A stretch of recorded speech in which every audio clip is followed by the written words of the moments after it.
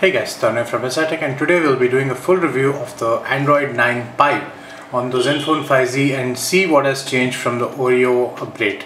So without further ado, let's get started.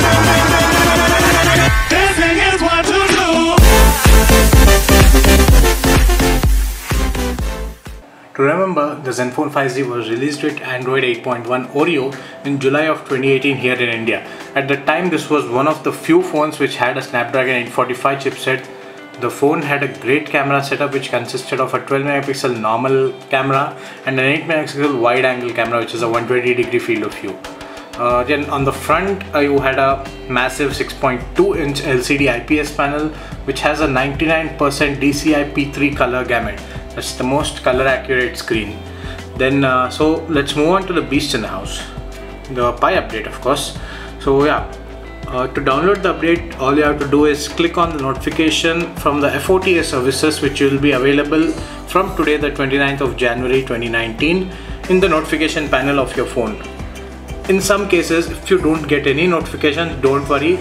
The OTA update is released in batches, like it's batch wise. So, and you'll get it eventually. But if you're lucky enough, you can just go into the settings and go into the system updates and check it there. There you'll have the update, then you can just download it from there. And please do make sure that while downloading or after the download is complete, before installation, make sure your phone is charged to at least 50%. That's just to ensure that system doesn't crash during the update due to battery loss or battery drain. So yeah, after installing, you're greeted with this beautiful UI of Android 9 Pie. So let's just jump into Android 9. So guys, this is Android 9 Pie on the Zenfone 5Z. You can go into system and you can see over here it has been updated to Android 9 Pie. So the new features in Pie is the new notification panel. So before, it used to be this white thing which swipes from the bezel of the phone, but now it's the top portion near the notch is black. Then from there you get this notification panel. Again, you can swipe anywhere. Also use the gesture, the fingerprint scanner for this. Just swipe that. So another thing that has changed is the text. So the text which you can see over here, Bluetooth, mobile data and all that. So you click on anything. Before it used to be static, but now it's like this scrolling text. It keeps scrolling. Another major change in this UI is the new home button system. So now it is this just a small little bar. If you can see, you can just see it clearly.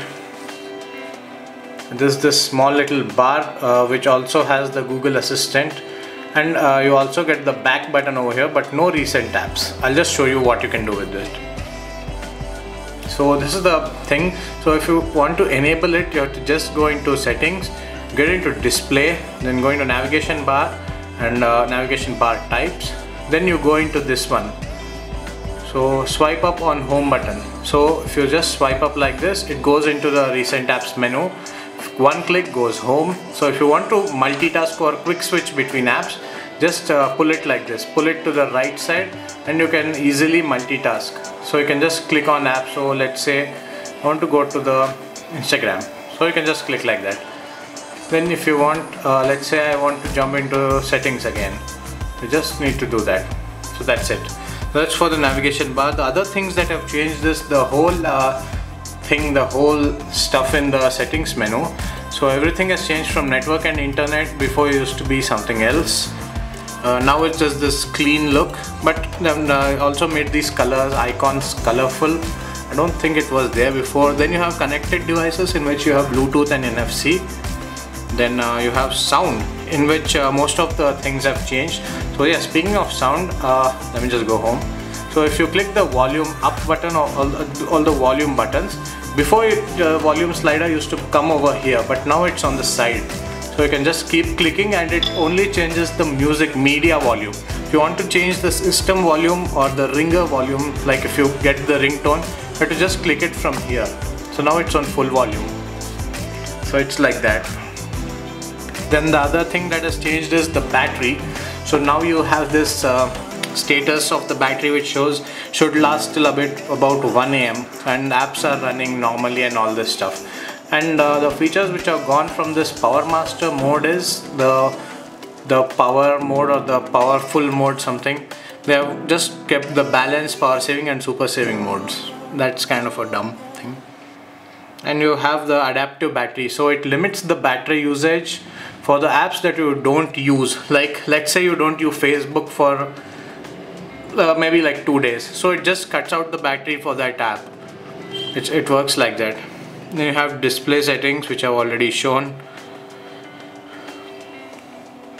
and yep, that's it. Then you have advanced settings. That most of them are same.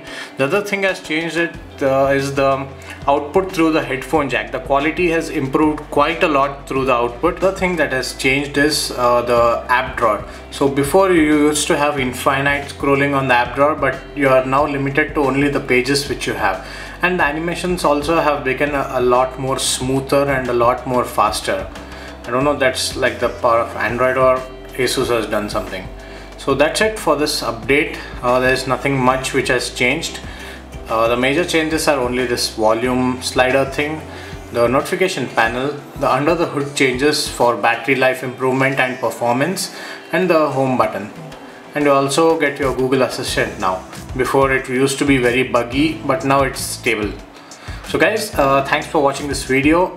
If you want a full review of this phone after 2 months of usage, that's now. So if you want this review, please do leave a comment down below. Please feel free to subscribe to our channel. Come on man, it's free. And yeah, thanks for watching. Hope to see you guys in the next one. Peace.